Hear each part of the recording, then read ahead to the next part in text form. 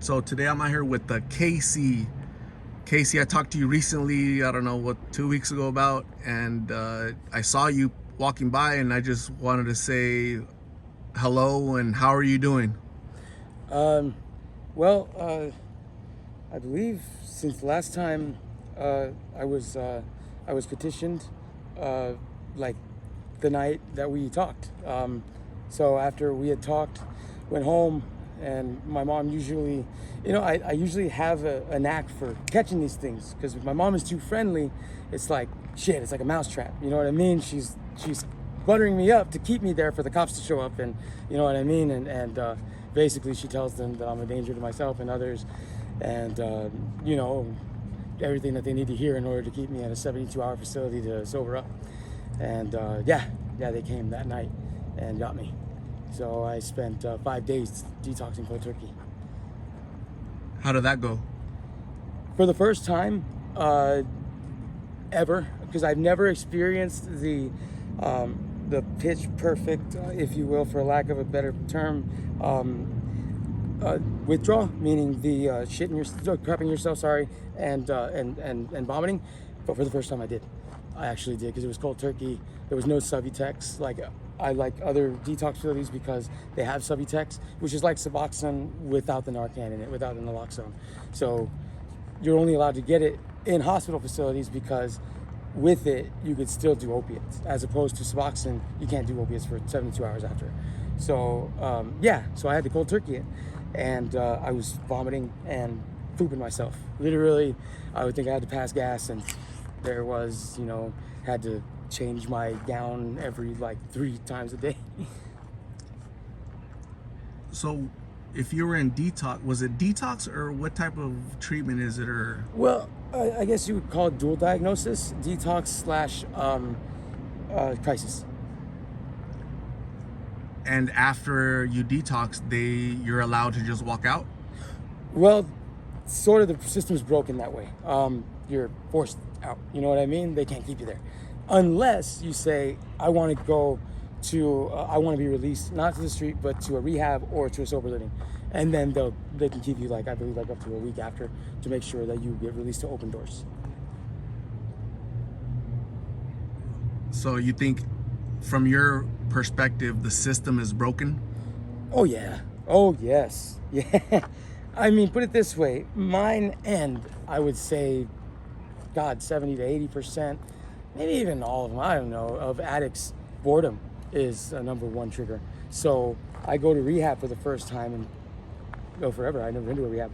I go to a rehab like last month, and all there is boredom. Like, literally, you go from the house area, which the house area is where you have your meals, you hang out with your buddies, talk about sober times, and then you go to the facility, which is where you do your classes.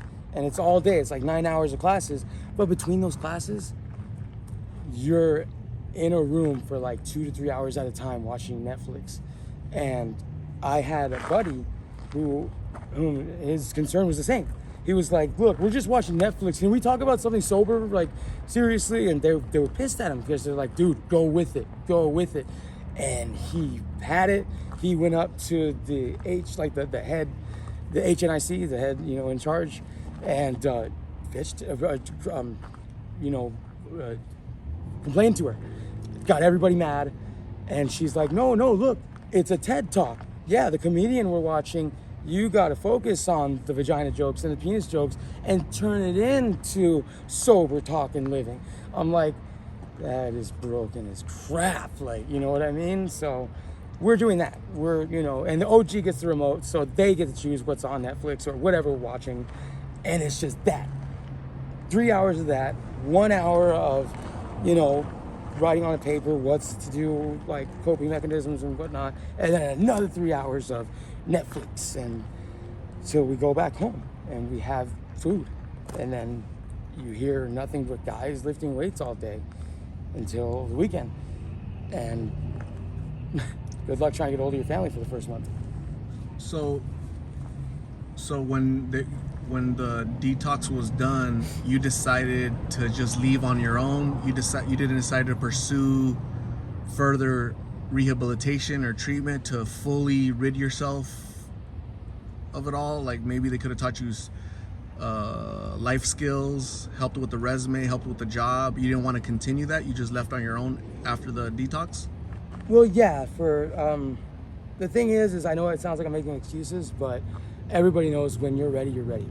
And at that point, I wasn't ready. I was like a bee that was getting rattled in a freaking bottle. You know what I mean? Because I had everything. You know what I mean? After we talked, you know, I came up. I was like, man, this is a good night. I'm gonna have a good night. I'm just gonna, you know, smoke, go to sleep, wake up, smoke, go to sleep, wake up. Typically, that's, you know, that's the, you know, the perk of life. And damn, they just came and got me, got everything out of my pockets, and I was just like, you know what? I'm coming out, and I'm gonna get it all back. You know what I mean? Because I'll be damned if I'm not gonna, you know, finish that. You know. I saw you walking and you're pushing that shopping cart. Yeah. And is that you're out here collecting like metal to take to a recycling plant, or what are you doing? Funny you say. I myself, I don't come up by stealing from stores. I don't steal from people.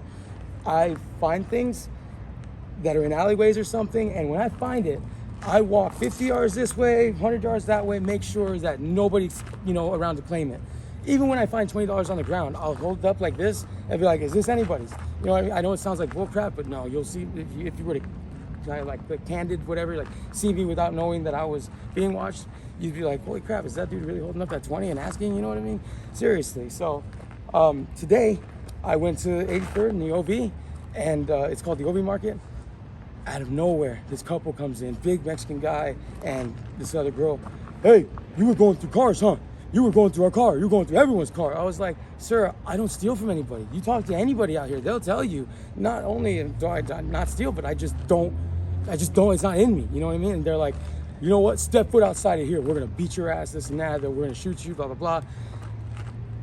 I don't steal from nobody. Honestly, I don't, from the bottom of my heart, to the love of my kids and my family. I don't steal from nobody.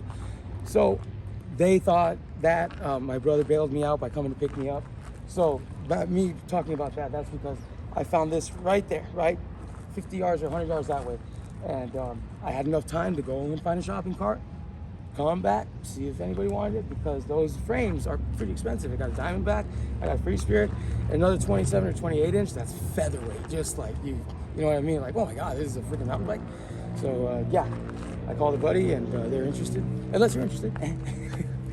What I saw last time I talked to you, you mentioned that you were part of a band called Blind Dreamers. The Blind Dreamers. Yes. I went on YouTube and looked for the video, and it's on there from 10, 11 years ago. And you're playing the drums on the video that I watched. About 100 pounds heavier. You look a lot different, but I could tell it's you. And you guys are a talented group. Yeah. So I hope that you get clean. You decide to get clean. This time you said you weren't ready, but hopefully you're ready soon. Yeah. So that you can go back to music, because you're a talented musician. Thank you. Okay, so anybody wants to check it out, go to YouTube and look for The Blind Dreamers, right? You guys did like a little... We won the talent show and there was an encore. That's the second song. Dude, you guys did really good, man. So you guys, that's a lot of talent, and it's out here, unfortunately, and you should be creating music. But again, you're a grown man, and you decide when you need treatment, and so you can return back to your family and your children, right? Yes, yeah. So so thank you for talking to me. I just wanted to see an update, see how you've been. Thank you. And I'm gonna go to Burger King and grab you something to eat, okay? Oh, okay. Thank you, Casey. Take care of yourself. We'll talk to you soon. Thank you. I appreciate you.